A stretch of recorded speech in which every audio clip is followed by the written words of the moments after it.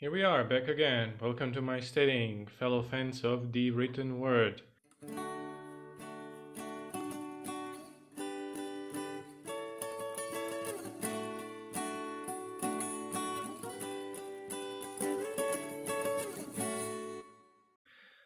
Back again with more chapters of the Dragon Reborn. So first, a quick recap. Let's start right out. Hey, what happened? What do we have here? Well, for starters, Matt is healed of his, shall we say, it's not illness, but I guess it is, of his illness that was a part of the curse that bind him to the cursed dagger from the cursed city. A bunch of Aes Sedai almost kill themselves to heal this wool head, and they have to use Sangreal to do it. The Sangreal is this kind of a amplifier of one power, if I understand it correctly. It's mostly used for healing. Moraine uses it often. So yeah, and well, some weird stuff happens afterwards. In the middle of healing, he starts spouting out a bunch of phrases in old tongue, battle orders, and like Nam flashbacks to the Trolloc Wars, apparently. um, and after he wakes up with food on the table for like 5 people, and he eats it all, but just after he's done, and he's still buck naked, he's visited by Celine, or shall we say Lanfear, the one of the Forsaken, and well, he has this vague notion of being familiar with her. It's somewhere at the back of his head, but he doesn't quite connect the dots. He doesn't know who she is, and she tries to, I guess, third time's the charm. She tries to get him on her side. We also find out that whether this is just her posturing or not, that she doesn't care much about Dark Friends or Balziman or the Dark One, none of that stuff. She's evil, yeah, I can see it from a distance, but she has her own agenda. She acts for her own ambition, I suppose. Um, she then leaves, and he is back almost again, back to his old shenanigans. He meets up with the Aemlyn seat. And of course, before Lanfear leaves, she kind of fills his head with a bunch of conspiratorial stuff like, oh, did you know that your father, visited Tarvalon and the White Tower, and none of the sisters allowed him to see you, and he doesn't even know if you're alive or dead, and if he does, you certainly were not informed by this, and you won't be informed unless you ask it. So do you think they have your best interests in mind? And to be fair, she is there is a kind of a grain of truth, ironically, to her statements. That is true. He does ask the Aemlyn scene whether that's true or not, and she gives him that information. What I mean by this is, yeah, she's evil and all that, but on one hand, uh, the Aes Sedai really do scheme a lot. They really do move around people across the board as if they are pawns. They do it mostly for the greater good of mankind and Ogier kind and all other kind, but there is some truth to that. Now, morally dubious, probably yes, most definitely. Is it for a good cause? I suppose so. On the other hand, um, as maybe not super moral this scheming is, I wouldn't call it evil. I would say it's necessary, especially when you have volatile youth, such as our three Taviran, who are very prone to impulsive, unpredictable, destructive behavior. And Matt is certainly one such guy. So then he gets some action, even though he can barely stand on his feet. He strolls outside to kind of scout out the situation, the guards, to see is it feasible for him to run away, sneak out, do some traveling on his own, just to put as much distance between himself and the White Tower and the sisters as soon as possible. He quickly learns that no, that's not the case. Nothing about this will go as he thinks, so he goes on a stroll through the courtyard, and there he sees a sort of a sparring yard, and using his, I guess, Taviran powers of probability chances, using a quarterstaff, he defeats both Gavin and Gallet in a duel, in a friendly duel. He goes in there, sees them exercising. One of them, I think it's Gavin. Gavin asks him, had he came to, learn a bit about swords or exercise, and Matt says, "No, I don't know much about swords. I am proficient with a quarterstaff and a bow on occasion, but nothing else." But he convinces them to have a friendly duel and even a wager. And using his powers of luck, he defeats them, which was a pretty fun, well executed, exciting session of words on a page. Then we have back at White Tower. We're still at White Tower. Varen gives Egwene a Ter'angreal, if I'm pronouncing it correctly. So it's another power amplifier, but this time it's meant to amplify her powers as a dreamer. I mentioned in previous videos that apparently Aes Sedai have, with all of their arsenal of powers they usually have, each one of them has a very specific talent that's normally unique to them. So other Aes Sedai suspect that Egwene is a powerful dreamer, someone who can see through dreams, and Varen explains to Egwene that apparently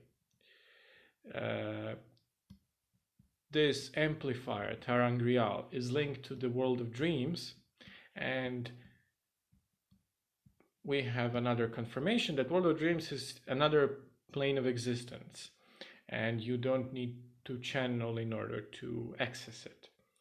And then Egwene and Elaine, they go through their test, and they are raised to the accepted, and it's a bit of a traumatic experience for Egwene because she has various visions about abandoning Rand, just in a similar manner that Nynaeve had when she had to abandon Lan in various cases. Then she learns some very disturbing stuff. Apparently, anyone that has ability to channel can be turned into a Dark One using 13 Myrddraal and 13 Aes Sedai. That's very specific. I wonder if this is symbolic or not, but questions are for later. And also, something goes pretty wrong, and the Ter'angreal almost liquefies. It almost goes kaboom, almost burns down, but that's it. They also, the girls, and at this point both Elaine and Nynaeve and Egwene are on to the quest for finding out who the Black Aja are. And, well, they try to form a plan to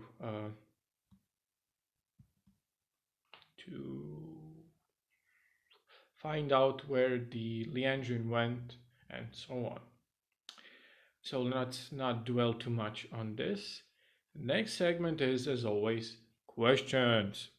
Questions. Question number one, and this is a very, I guess, just logical, technical question, mechanics of it all. So,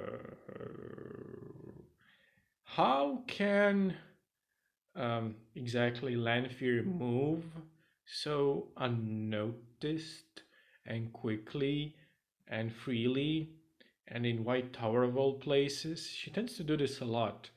How does she do it? I mean, I'm not painting Aes Sedai as a castle full of incompetent people, but just as I had a previous question in a video prior to this, what logic does it have when you kill a bunch of Aes Sedai and warders and just staff to cover your tracks? I guess this is a question that's on the other side of the coin. If you do mass murder to cover up your tracks, how does a Forsaken move unnoticed? I mean, Robert Jordan tries to justify it by having this monologue through Matt's mouth. He tries to rationalize it as, well, what am I going to say? That this potential dark friend, if she's a dark friend, asked me a bunch of stuff that I shouldn't ask, especially about Rand, and how do I... He tried to hand wave it, I think, by using Matt as a spokesperson. I just didn't... I'm curious about it. I don't see this as a negative. I'm just surprised. Maybe I just don't understand the scope of Lanfear's powers yet. That probably is the case here. Question number two. So we find out, and this is a political question, and probably invites spoilers again. We find out that thanks to their little stunt that the girls pulled, Elaine's actions led to a serious damage to relations between White Tower and Queen Morghese. So what were exactly the consequences? And what I mean is, was it all due to what Elaine did, the scandal of it, so to say? You know, the royal daughter running away to do something foolish, and then the people who are responsible for her well-being, such as the Emerald seat, not having her by her side and so on. Was this just that, or did it have outside factors? And by outside factors I mean, so the Queen Morghese, she has an advisor, an Aes Sedai advisor. I think her name was Elida. And Elida was a bit, I don't remember if she was Red Aja or not, but her behavior was very reminiscent of a Red Aja. And I'm not saying all Red Aja are Black Aja as well, but she did give a vibe of someone untrustworthy, maybe not the kindest person around. So is Elida a Black Aja member? Is this her doing? Is she trying to destabilize and reduce the political influence and power of White Tower? On to the next question. So it's a side bit, I guess. Matt mentions his skills with quarterstaff. Uh, was this ever mentioned? When did he learn quarterstaff? Was it just a part of his upbringing? He mentions that his father is very proficient with it, and even Rand's father is really, really good, really skilled. Um, well, at any point, his tavern skill is interesting, and well, I like probability warping and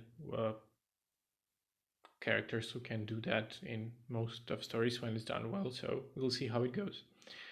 And last question I have is another one related to Matt. Matt continued to speak Old Tongue when he woke up and in the courtyard. Um, does this mean he can recall it at will, speak it at will? Is this just echoes of his old blood or illness or something else? Is it gonna diminish over time or is it gonna increase? I would wager it's gonna increase, but yeah. And let's move on to stuff I liked. What I liked. This is a very short exchange. It's a piece of dialogue that I really enjoyed. And Nynaeve. Oh, how I missed her verbal beatdowns. And she dished out a verbal beatdown against Elaine's brothers. And that was glorious. Her countdown, her threats, her making up the rules in order to clear her room from the boys. It was so much fun. It was hilarious. A small instance of lightheartedness. I think it was well suited for that point in the series after a bunch of dark stuff happening. Another thing I liked. So I wrote down this little drinking game, and it goes like this. It's very simple. Drink every time Black Aja is mentioned whenever we follow White Tower chapters, because Elaine and Nynaeve and Egwene discuss it all the time, and even Matt goes on about it every time he wakes up. The time he wakes up. It's funny that way. Another thing that I liked was Egwene's trials. So I complained about lack of, I guess, development for her character previously. And I realized that, I guess, a flaw of my format is I judge a specific bunch of chapters that I read as a whole, and it would be more fair to judge the book in its entirety, which I do as well. But in a vacuum, it may be seen as unfair. But at this point, anyway, Egwene did have some character development, and I thought it was well done. I think her trials were intense. And when the dam finally breaks, when she's exhausted, she gets back to her room and she breaks down. And Nynaeve hugs her and Elaine, who went through a similar thing.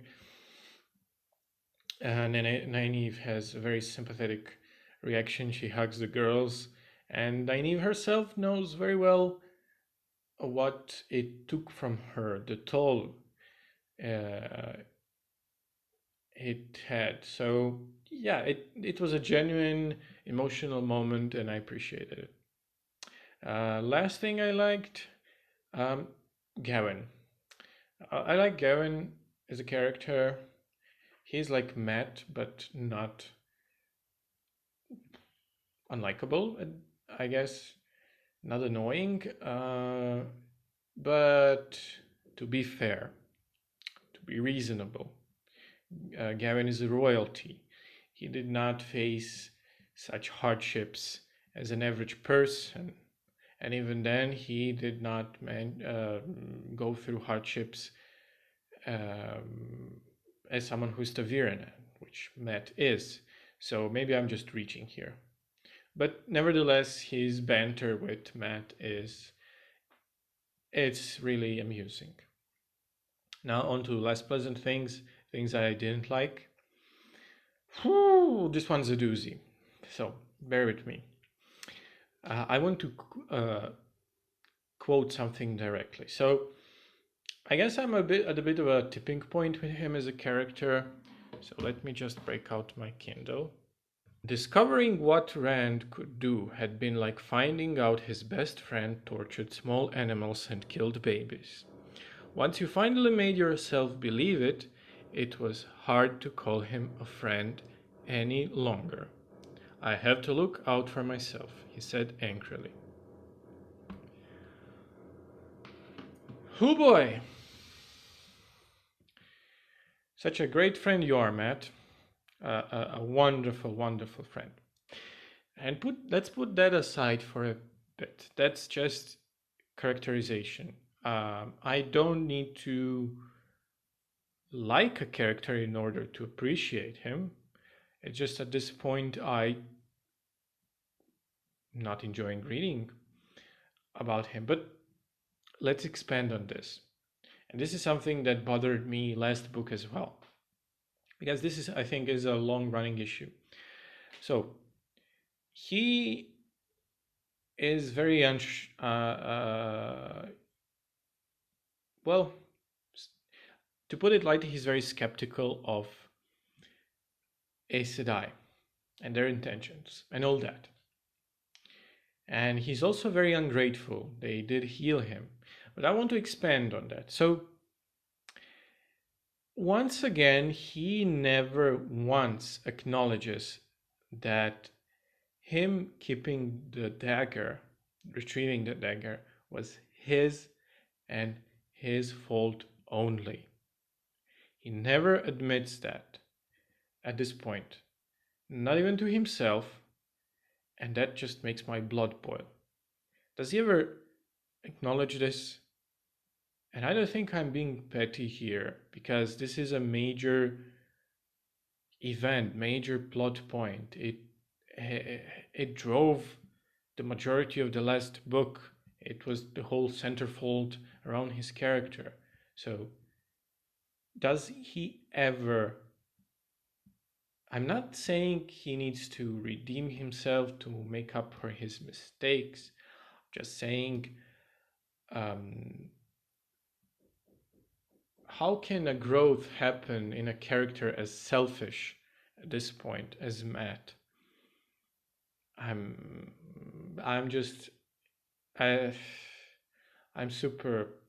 super annoyed with this character. But apart from that, I don't have any more points that are negative. So let's move to predictions. Well, it's only a guess, but it's all I have to go on. Prediction number 1, Eleda will be revealed as Black Aja. I'm not too sure about foreshadowing about this one. There has been some. Back even at the book, was it 1? Was it in the other world? But I got a feeling that she might be evil. Prediction number 2. This is a meta prediction. My enjoyment of this book will greatly rest on Matt's shoulders, whether I enjoy focus on him or not will make or break my enjoyment of this book.